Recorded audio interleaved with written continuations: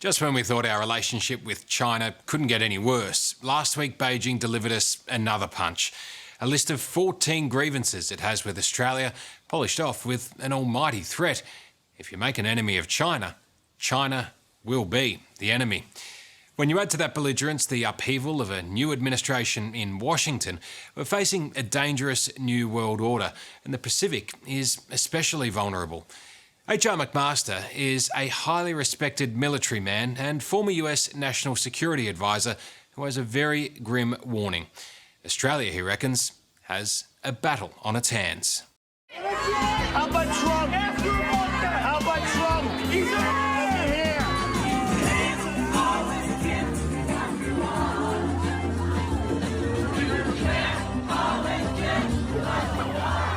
If the United States is supposedly the global poster child of democracy, Trump is still your president! There will be a smooth transition to a second Trump administration. then these last couple of weeks haven't exactly been the greatest advertisement. The president has gone from firing people on reality TV to denying the reality that he's fired. What was it called by? All the networks. Oh my goodness, all the networks. Wow. And we want every illegal vote. Whoa. I just think we have to be very clear. Unless she has more details to back that up, I can't in good countenance continue showing you this. I just think it's an embarrassment. At the moment, we've got a US president who's refusing to accept the results of a democratic election. Is that a pretty worrying precedent for you? Well, I think it's unfortunate that President Trump is not being more gracious and helping to restore confidence in who we are as a people and to help bring the country together. I think Americans have to expect more of their leaders.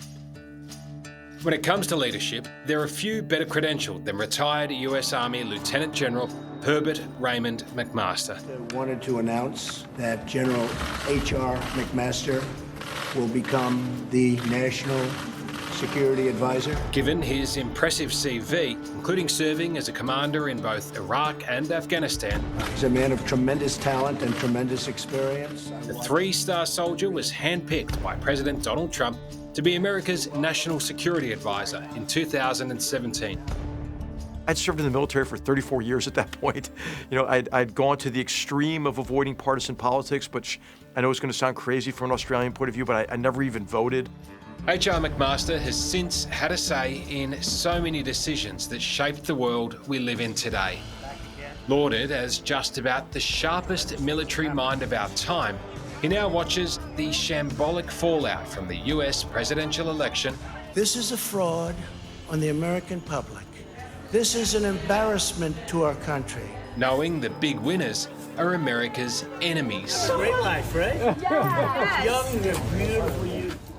Do you think countries like China and Russia would be rubbing their hands together with glee when they see the way that America has, to a certain extent, been torn apart lately? Well, I mean, they're exploiting it for sure, right? And if you look at the narrative that's coming out of the Chinese Communist Party or coming out of Russia, it's like, look, hey, democracy in America is a failure, right? Which, of course, is not true. It's actually a great success. For America's enemies, have they now sort of discovered that the easiest way to attack America is to make Americans attack themselves? Absolutely. I don't really think Russia cares who wins the election, but what they want is a large number of Americans to doubt the legitimacy of the result. And so you can see that this is what Russia's campaign aims to do, is to widen the partisan divisions and to sow doubts among Americans about the sanctity of the election and the legitimacy of the new president.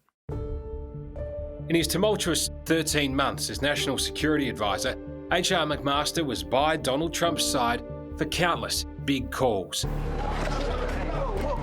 While he praises the president's hard line on China, he was less complimentary about his dealings with Russia, Iran, and particularly North Korea. North Korea is a threat to the entire world. What message do you think it's sent to see the President of the United States there shaking hands and getting along quite nicely, really, with such a notoriously brutal dictator?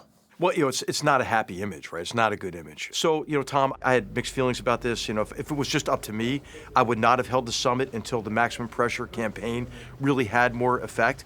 But I knew the president was going to do it. You couldn't pass up, this opportunity for a big summit and maybe a decisive outcome. And out front tonight, the breaking news. Another major shakeup, Jeff. There was one decisive outcome of sorts around that time. National Security Advisor H.R. McMaster is gone. McMaster became the latest in a long line of high-ranking advisors to part ways with the president. Did you go into that role assuming that sooner or later the president would sack you? Well, yes, I did, and I was okay with that, and I was just determined to do the best job I could for the president.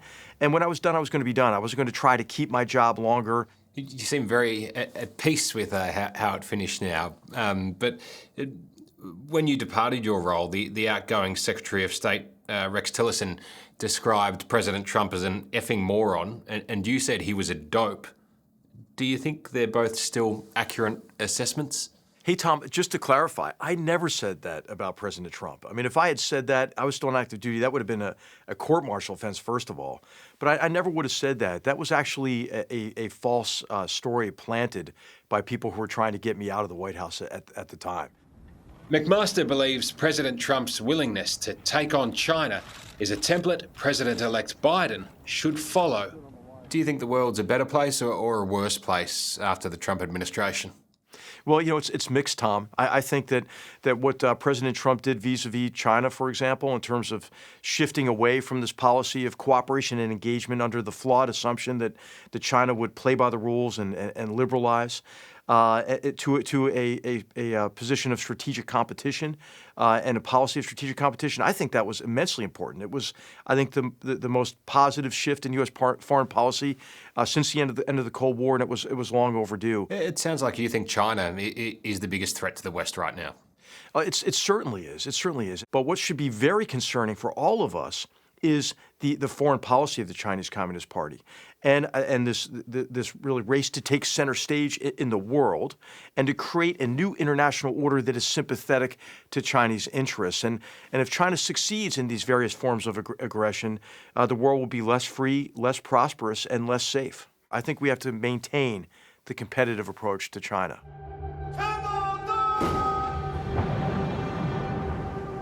It's not just Joe Biden that'll need to face up to the challenge of an increasingly hostile China.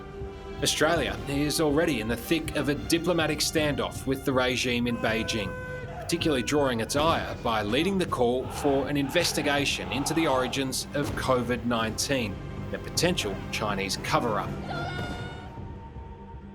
I think Australia is taking a position of leadership across the Indo-Pacific and globally, and I, for one, am extremely grateful for it. Australia has been a leader in recognizing, hey, this isn't just a U.S.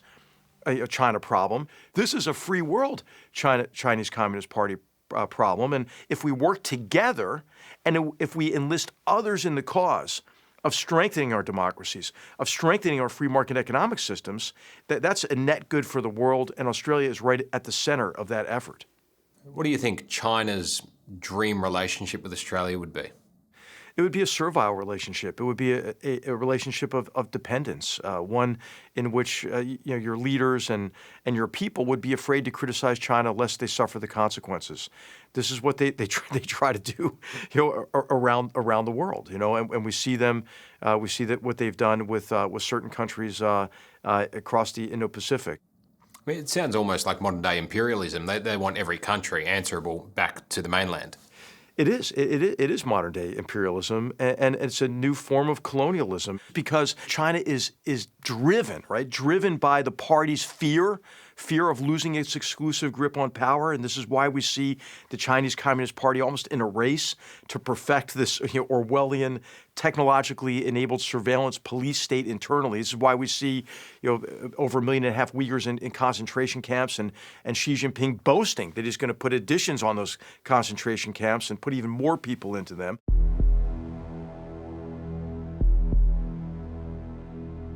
In the last couple of years, 60 Minutes has extensively covered China's spreading tentacles of influence in the Pacific. Many critics label their aid programs to developing countries debt-trap diplomacy, effectively providing infrastructure in return for support on foreign policy. McMaster warns China's slow creep into the region is a major cause for concern. right? It's really easy to come in with the duffel bags full of cash if you're a Chinese Communist Party official and buy off a number of people in a small island state. Australia has been a very strong voice in helping countries resist the coercive power of the Chinese Communist Party. Is China's modus operandi to basically get countries dependent on them economically, and then they've got them over a barrel when it comes to any other negotiations? Thomas, exactly what they do is they co-opt us, and then once you're in, right, once you're profiting from the relationship, they use that coercive power against you. And then they conceal these aggressive actions just as normal business practices. Look at the economic coercion aimed at Australia. Australia has been strong-armed by China, playing politics with export industries, including lobsters and barley. McMaster controversially says while it's a bitter pill to swallow for now, Australian producers need to start looking for other countries to trade with and reduce the dependency on Chinese cash. What would you say to those industries here in Australia that perhaps want us to just not rock the boat too much?